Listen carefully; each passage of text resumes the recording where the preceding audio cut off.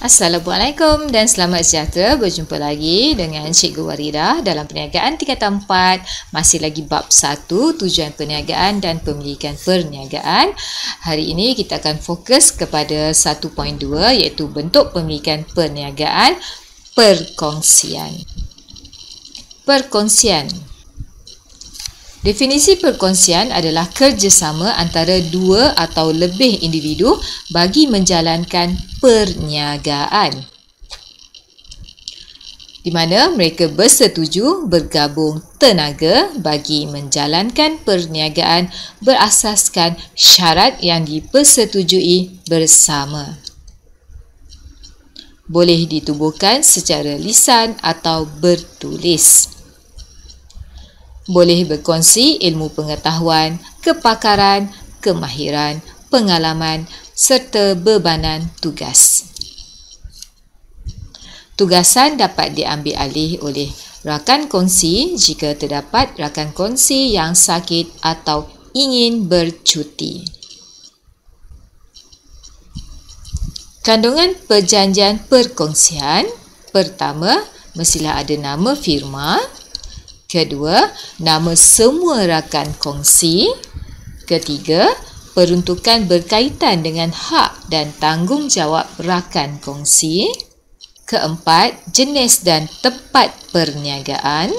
Kelima, nisbah pembahagian keuntungan atau kerugian.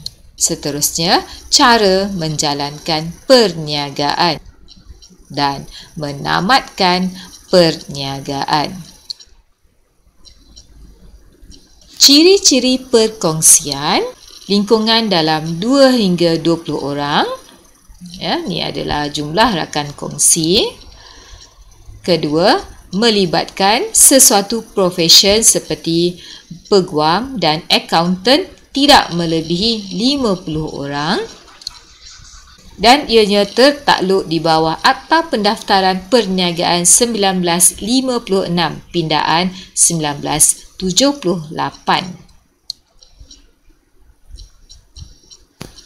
Jenis-jenis dan liability rakan kongsi. Jenis rakan kongsi yang pertama kita lihat rakan kongsi berhad, iaitu liability rakan kongsi ini terhad kepada jumlah modal yang dilaburkan sahaja dan tiada kuasa pengurusan serta dibenarkan untuk memeriksa rekod dan akaunten perniagaan. Sebagai contoh, rakan kongsi ini menyumbang modal sebanyak RM20,000.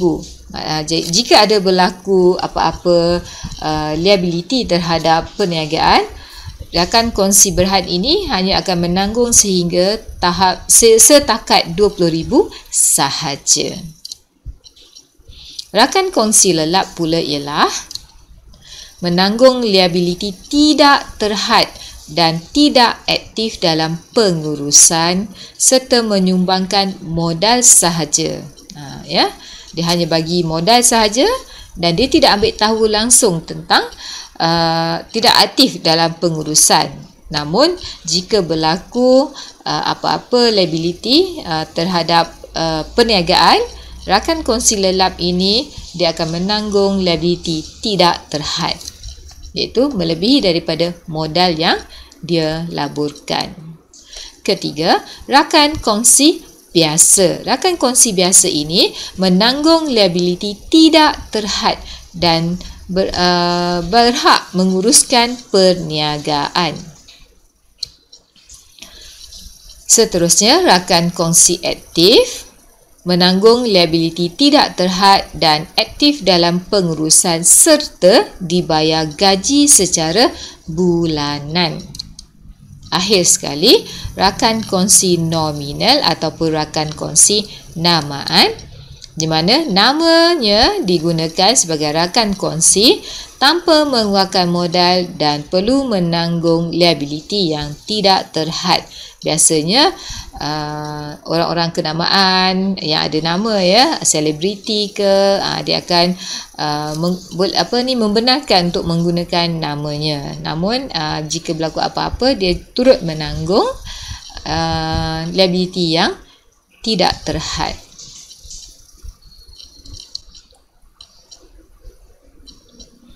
Bilangan rakan kongsi, kita lihat ya. Pertama, perkongsian biasa 2 hingga 20 orang. Kedua, perkongsian berhad 2 hingga 50 orang.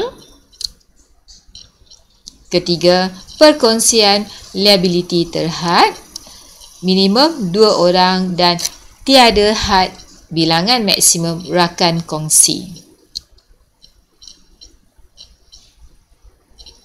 Okey, ringkasan perkongsian, definisi kita lihat. Kerjasama antara 2 atau lebih individu bagi menjalankan perniagaan. Sumber pembiayaan, sumbangan rakan kongsi. Penubuhan perkongsian boleh melalui lisan atau bertulis dan di bawah Akta Perkongsian 1961 untuk yang tidak bertulis. Kandungan perjanjian, mesti ada firma, nama semua rakan kongsi, peruntukan berkaitan dengan hak dan tanggungjawab rakan kongsi, kemudian jenis dan tempat perniagaan, seterusnya nisbah pembahagian keuntungan atau kerugian dan cara menjalankan perniagaan dan menamatkan perkongsian. Itu adalah kandungan perjanjian. Ciri-ciri perkongsian, bilangan rakan kongsi umumnya adalah dalam lingkungan 2 hingga 20 orang. Bagi rakan perkongsian biasa, perkongsian profesion jumlah rakan kongsi adalah tidak melebihi 50 orang dan perniagaan yang dijalankan secara perkongsian juga tertakluk di bawah Akta Pendaftaran Perniagaan 1956 pindaan 1978. Jenis dan liability rakan kongsi. Rakan kongsi berhad LT tiada kuasa pengurusan di benar cek, rekod dan akaun. LT liability terhad untuk rakan kongsi berhad. Rakan kongsi aktif, liability tidak terhad dan menerima gaji bulanan. Rakan kongsi biasa, liability tak terhad, berhak mengurus. Rakan kongsi lelap, liability tidak terhad, hanya menyumbang modal. Rakan kongsi nominal, liability tidak terhad, tiada modal, hanya sumbang nama. Kalau kita lihat di sini, yang LT ataupun liability terhad hanya satu sahaja. Yang lain semuanya akan menanggung liability tidak terhad. Kelebihan dan kekurangan perkongsian. Kita lihat kelebihan, modal lebih besar, mudah ditubuhkan dan berkongsi kepakaran. Namun begitu, kekurangannya adalah modal terhad, perniagaan tidak berterusan dan liability tidak terhad.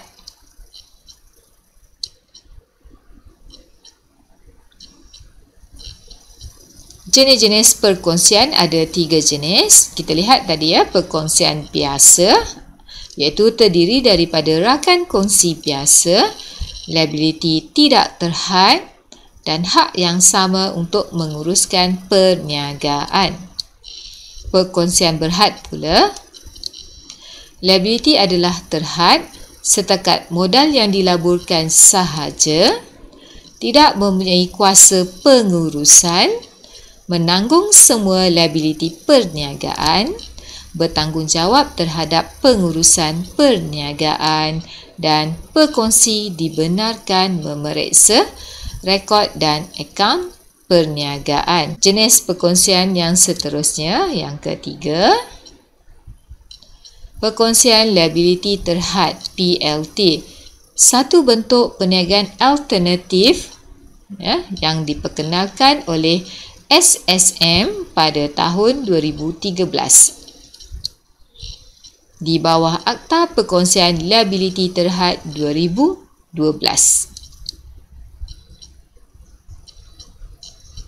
Okey, kita lihat perkongsian liability terhad tadi Ciri-ciri liability terhad: entiti berasingan, pemilik dan perniagaan dua pihak berbeza, mempunyai hak menyaman, didakwa, membolehi dan melupuskan harta.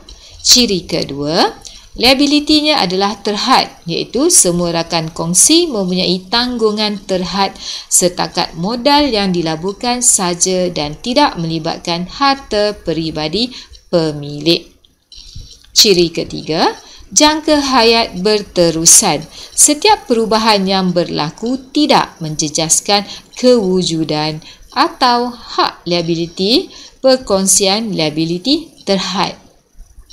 Boleh diteruskan jika salah seorang rakan kongsi meninggal dunia, kurang siuman atau muflis. Terlihat di situ ciri-ciri PLT, entiti berasingan, liabiliti terhad dan hayat berterusan.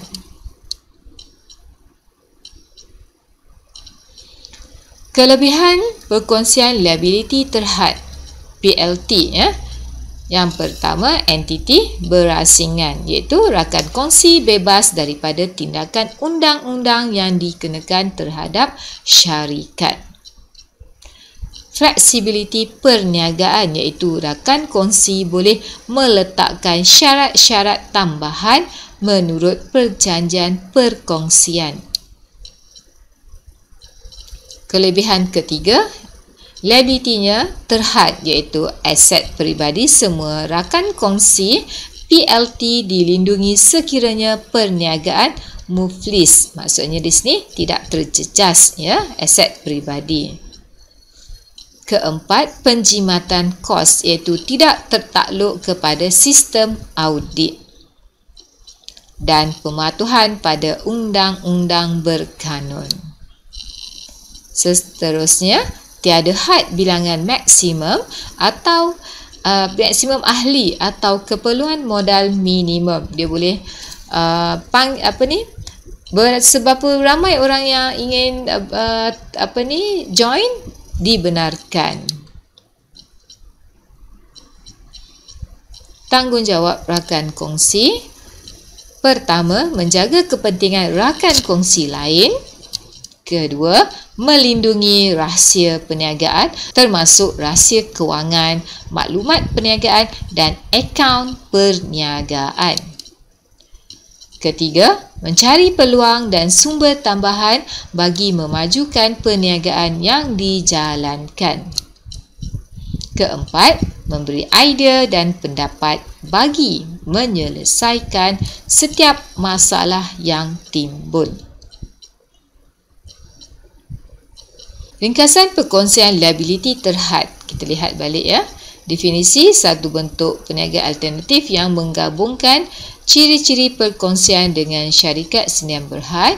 Ciri-ciri dia, entiti berasingan, liabiliti terhad dan hayat berterusan. Kelebihan, entiti berasingan, fleksibiliti perniagaan, liabiliti terhad. Penjimatan kos, iaitu PLT tidak tertakluk kepada sistem audit dan pematuhan pada undang-undang berkanun. Tiada had bilangan maksimum rakan kongsi atau keperluan modal minimum. Contoh, Teguh Jaya PLT, Seri Cahaya PLT. Lihat nota ringkas perkongsian ini. Baiklah, murid-murid boleh ambil nota ini, dijadikan sebagai nota. Ini telah kita bincangkan tadi, cuma diringkaskan dalam bentuk jadual.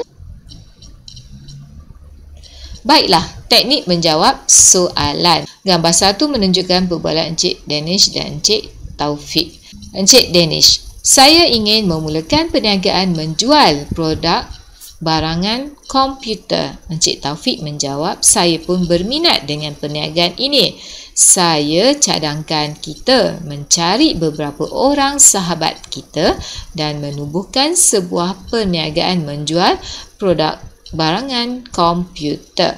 Soalan A. Berikan dua jenis bentuk pemilikan perniagaan yang dicadangkan oleh Encik Taufik. 2 markah. Jika berikan, dia sama dengan nyatakan, iaitu fakta. Gariskan kata kunci, tulis F. Kena pasti dia nak apa. Jenis bentuk pemilikan perniagaan yang dicadangkan oleh Cik Taufik tadi Jadi kepala jawapan, 2 jenis perniagaan yang dicadangkan oleh Encik Taufik ialah perkongsian biasa diterima dan perkongsian berhad. Sebab ini adalah perkongsian. So, kita ambil perkongsian biasa dan perkongsian berhad. Ya, kerana dia mengambil di kalangan rakan sahaja. Okey, soalan B, nyatakan dua aspek untuk menentukan klasifikasi perniagaan tersebut, 2 markah. Nyatakan, gariskan dan tulis F, fakta. Okey, aspek, dia nak 2 aspek klasifikasi perniagaan. So, kepala jawapan, 2 aspek untuk menentukan klasifikasi perniagaan tersebut ialah, yes, good, saiz 1 markah dan sektor 1 markah, 2 markah. Soalan kedua, jelaskan jenis rakan kongsi di bawah, 2 markah. So, kita lihat, jelaskan, kita gariskan dan tulis huraian. Okay, good. Okay, rakan kongsi. Ya, so dia bagi situ rakan kongsi nominal dan rakan kongsi biasa. Jawapan, jenis rakan kongsi nominal ialah rakan kongsi yang hanya menyumbangkan nama dan tidak menyumbangkan sebarang modal dan mempunyai hak untuk menguruskan perniagaan. Okey, 1 markah. Okey, telah menjawab soalan tu ya, rakan kongsi nominal. Jawapan seterusnya, jenis rakan kongsi biasa ialah rakan kongsi yang menyumbangkan modal dalam perniagaan. Okey, markah kedua. Okey, soalan 3. Gambar 1 menunjukkan jenis perakuan yang dikeluarkan oleh Suruhanjaya Syarikat Malaysia SSM ya, kepada sebuah milikan perniagaan. Okey, kita lihat di situ. Tengok betul-betul perakuan pendaftaran perkongsian liability terhad. Okey, soalan, nyatakan maksud jenis milikan yang didaftarkan. Okey ya, nyatakan itu adalah fakta. Dia nak fakta je. Okey, jenis milikan yang didaftarkan. Jawapan, jenis milikan yang didaftarkan ialah perkongsian liability terhad ya. Di dalam CJ perakuan ni dah ada. Senang ya. Okey, soalan B, terangkan 3 ciri milikan perniagaan tersebut. Okey, gariskan kata kunci, terangkan. Dia nak fakta dan huraian. Okey, ciri milikan. Okey ya, nak 3. Ya, 1 fakta, 1 huraian. Ya, so 6 markah, 3 fakta, 3 huraian. Entiti berasingan, 1 markah untuk fakta. Huraiannya, pemilik dan perniagaan merupakan 2 pihak yang berbeza dan mempunyai hak untuk menyaman. Fakta kedua, markah ketiga, liability berhad. Huraiannya, semua rakan kongsi mempunyai tanggungan terhad setakat modal yang dilaburkan. Dan fakta seterusnya, hayat berterusan. Dan markah keenam, perniagaan tetap berterusan walaupun berlaku perubahan seperti rakan kongsi meninggal dunia atau muflis. Inilah cara kita menjawab soalan nyatakan dan terangkan. Ya, kalau terangkan perlu ada fakta dan huraian. Sekian, terima kasih. Jumpa lagi.